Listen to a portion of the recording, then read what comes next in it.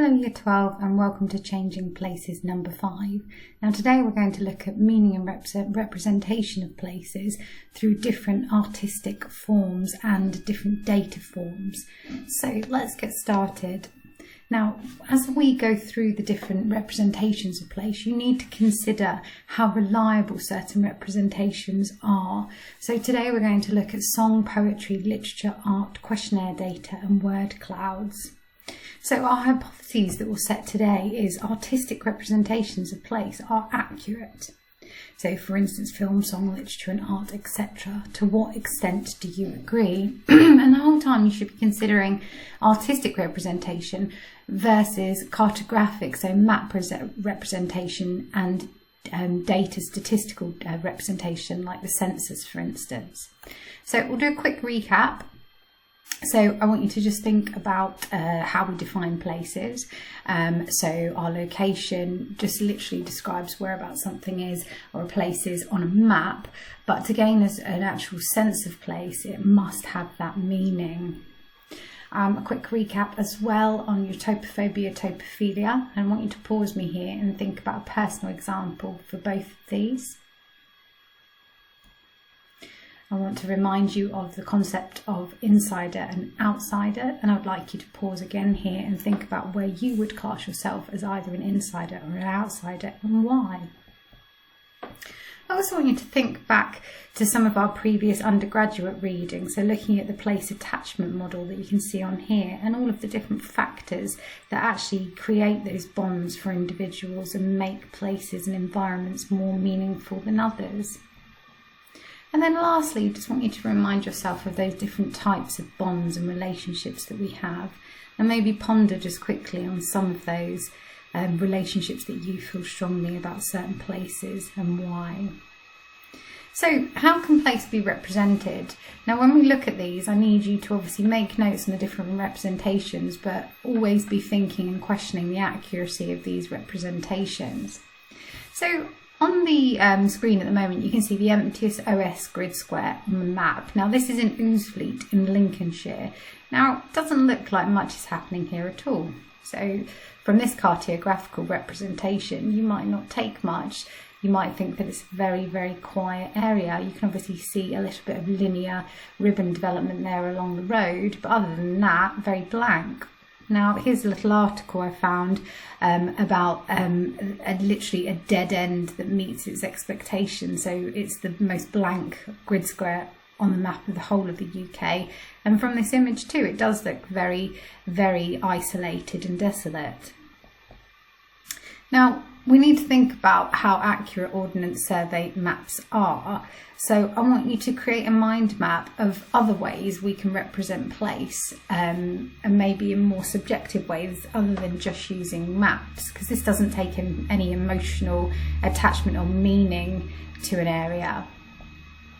You can have more formal representations of maps, so things like geospatial data, GIS, Google mapping systems, and this obviously creates us quantitative data that is very interesting and can show us change over time. Another formal representation is obviously census data. So we have historical census data. It is updated every 10 years and it is a legal requirement for it to be filled in. So it's been going since 1931 in Great Britain, and the next one will be constructed or completed in 2021. You think of more abstract representations of place. So if you think about the London Tube map, it makes it very easy to navigate between places, but it seems very stark and very lacking any personal meaning at all. Then we move to more informal representations of places. So you can think of TV, film, photography, graffiti, that are obviously bound up in the frustrations or feelings or attachments that the artist was feeling at the time of creation. You don't have to look too far. For instance, Banksy and some of his street art, which goes viral at a global scale, and some of the messages that he is trying to portray. So maybe pause me here and just think about temporally and spatially, what are these messages that Banksy is trying to portray? Okay, have a little think about these words here, please, and what they mean. Okay, so this could be some independent research and or just some recall. Some of the answers will be on the following slides. So we'll pause here and we'll look at some representation of place. Now, temporally, I've tried to choose 3 songs spanning across time. So I'd like you to listen to all the songs, and I've put the lyrics on there as well, and I'd like you to take quotes from each of the song that is giving a feeling or a sense of place at that period of time, and maybe contemplate whether this person is an insider or an outsider, or whether it's topophobia or topophilia that they're actually portraying. And we'll discuss this on Wednesday's lesson. We then move to literature representation of place. So again, temporally and spatially, I have chosen quite a vast array. So again, you've got 3 YouTube clips of the readings of these, and I want you to consider again insider or outsider, topophobia, topophilia, and you should also be considering the sort of time of writing, when were they writing, and what globally would have been occurring at the time. So artistic representation of place. So we should always consider the provenance, and that's the historical context of the piece.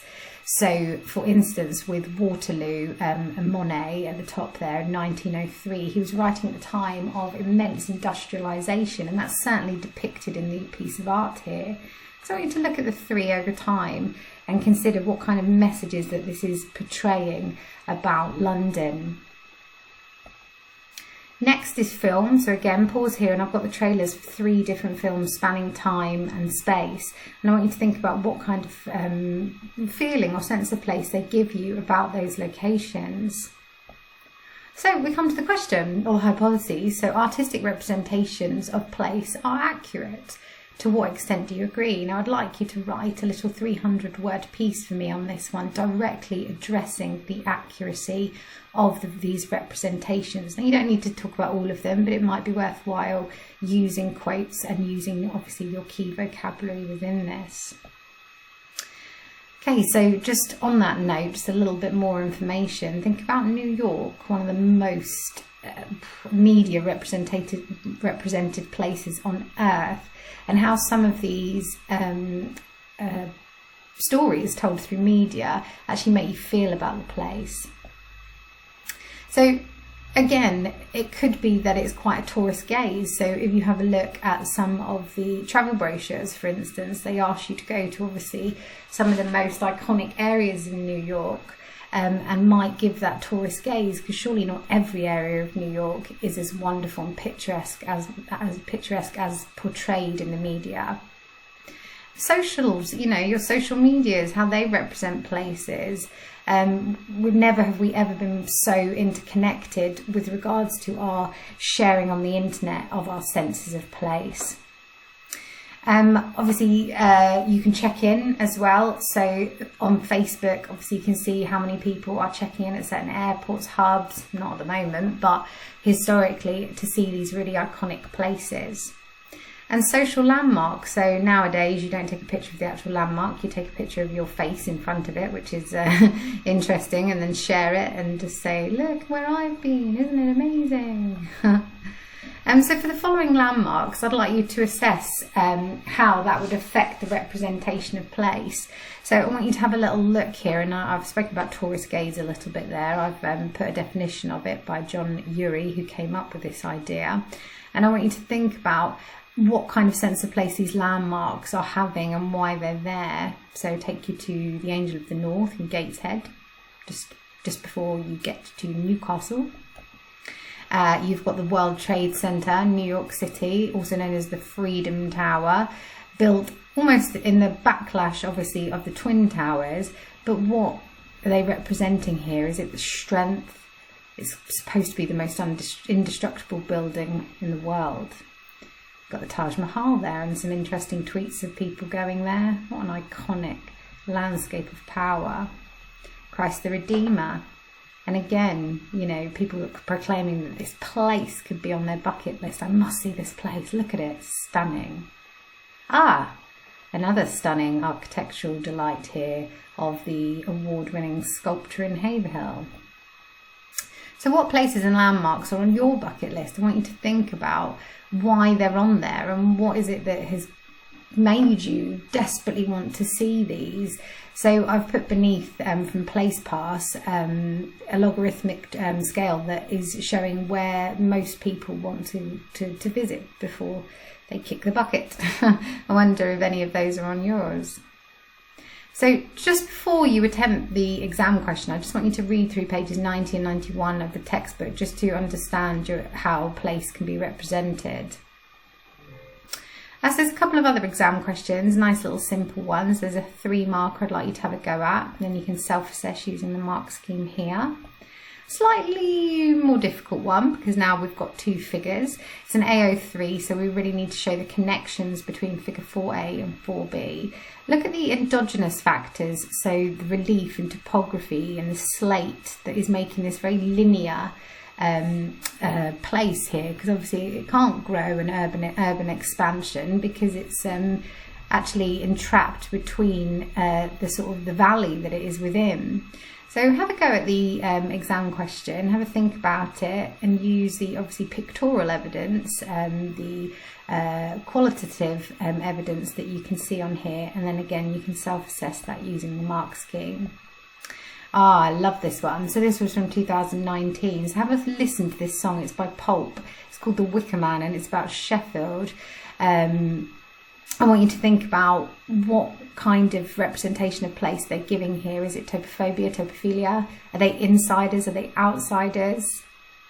Don't have a go at this one. Just have a think about it and what kind of quotes you'd use from it. Because actually, I want you to plan it. And then I'd like you to look at the mark scheme here, because this is not our typical 6 marker. This is actually an AO1 2 marks, so your knowledge 2 marks of sort of insider outsider perspective, and then your analysis for 4 marks. And then obviously there's some notes there for the answer as well. And then there's actually a model answer, a full mark answer of what a question like this would actually look like. So I hope you've enjoyed today's lesson, guys. I look forward to catching up with you on this one. Maybe you would all like to bring a particular song that you feel really depicts an accurate representation of place to our Wednesday's lesson. Okay, thank you guys. Bye.